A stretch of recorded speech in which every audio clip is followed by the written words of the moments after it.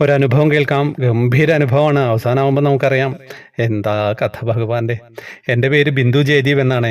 ഞാൻ ചെറിയ കുട്ടിയായിരിക്കുമ്പോഴേ ഒരു കൃഷ്ണഭക്തിയായിരുന്നു. എൻ്റെ വീട് എറണാകുളം പച്ചാളമാണ്. വിവാഹം കഴിച്ചത് തൃപ്രയാർ പെരിങ്ങോട്ടുകര. എനിക്ക് 2 ആൺമക്കളാണ്. അതിൽ മൂത്ത മകനെ സംബന്ധിച്ചുണ്ടായിട്ടുള്ള അനുഭവമാണ് കേട്ടോ പറയുന്നത്. മോൻ ഡിഗ്രി കഴിഞ്ഞ് ഗൾഫിൽ ജോലി നോക്കണമെന്നായിരുന്നു ആഗ്രഹം. പെരിങ്ങോട്ടുകരയിൽ നമ്മുടെ അടുത്ത് പലരും ഗൾഫിലുണ്ട്. അവരോട് മോൻ വിസിറ്റിംഗ് വിസ റെഡിയാക്കാൻ ആവശ്യപ്പെട്ടു. വിസയും ഫ്ലൈറ്റ് ടിക്കറ്റും റെഡിയായി. ഗൾഫിൽ പോയി ജോലി അവിടെ ചെന്ന് കണ്ടുപിടിക്കണം. ഗൾഫിൽ പോകണം എന്ന് പറയുമ്പോഴേ ഞാൻ അവനോട് പറഞ്ഞു, എന്തെങ്കിലും ജോലിയിൽ എക്സ്പീരിയൻസ് ഉണ്ടാവണം മോനെ എന്ന്. അങ്ങനെ അവൻ ഒരു സ്റ്റുഡിയോയിൽ ജോലിക്ക് പോയിരുന്നു. 2 മാസം നിന്നു. അവിടെ ജോലിയൊക്കെ പഠിച്ചോട്ടോ. ഗൾഫിൽ 1 മാസമായിട്ട് ജോലി അന്വേഷിച്ചു കൊണ്ടിരുന്നു. രാവിലെയും ഉച്ചയ്ക്കും ഫുഡ് ഒന്നുമില്ല.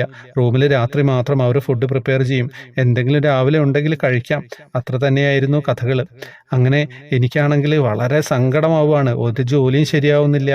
അങ്ങനെ 1 മാസം പൂർത്തിയാവാൻ ആഴ്ചയുള്ളപ്പോൾ മോൻ വിളിച്ചിട്ട് പറഞ്ഞു വിസ എടുക്കണമെന്ന്. വിസയ്ക്കും ടിക്കറ്റിനും കൂടി ഒരു തുക ചെലവാക്കി.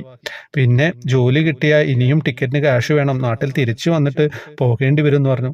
ഞങ്ങൾക്കൊരു മാർഗ്ഗമില്ല. അധികം ക്യാഷ് റെഡിയാക്കാൻ ചെറിയ കുറിയൊക്കെ എല്ലാം വിളിച്ചിട്ടാണ് ആദ്യം മോനെ പറഞ്ഞയച്ചത്.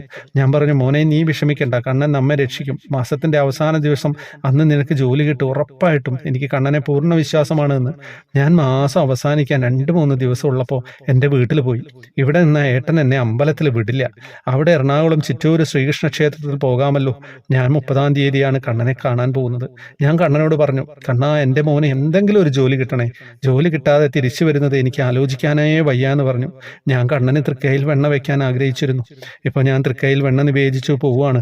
വീട്ടിലെത്തുമ്പോഴേക്കും ജോലി കിട്ടിയെന്ന് വിവരം അറിയിച്ചു തരണേ കണ്ണാ എന്ന് പറഞ്ഞു. നിവേദ്യമൊക്കെ കഴിച്ചു.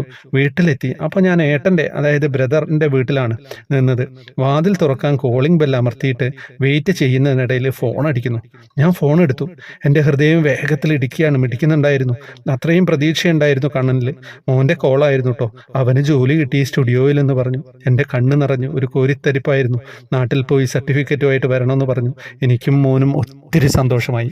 ഞാൻ വേഗം പറഞ്ഞത് എന്താണെന്ന് വെച്ച് കഴിഞ്ഞാൽ, അതിലൊരു സ്പിരിറ്റ് ഉണ്ടായിരുന്നു. വളരെ ഗംഭീരമായിട്ടുള്ള ഒരമ്മയുടെ വേദന, മകൻ്റെ സങ്കടം, അതെല്ലാം ഭഗവാൻ കണ്ടു. ഭഗവാൻ അതൊക്കെ പരിഹാരവും ചെയ്തു കൊടുത്തു എന്നുള്ളത് തന്നെയാണ് സത്യം. വേറെ ഒന്നും പറയാനില്ല. ഹരേ കൃഷ്ണ.